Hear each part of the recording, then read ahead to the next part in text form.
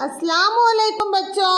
वालेकुम अस्सलाम टीचर। बच्चों, आज हम एक सरगर्मी करने वाले हैं जिसका नाम है बताओ क्या क्या होता है, जिसमें मैं आपको एक लफ्ज़ कहूँगी, आपको उस लफ्ज़ के ताल्लुक से दूसरा लफ्ज़ फ़ौरन बताना है। तो चलो ये सरगर्मी शुरू करते हैं। नसरीन, तुम बताओ। खट्टा इमली, मीठा आम, सफेद दूध, पीला केला,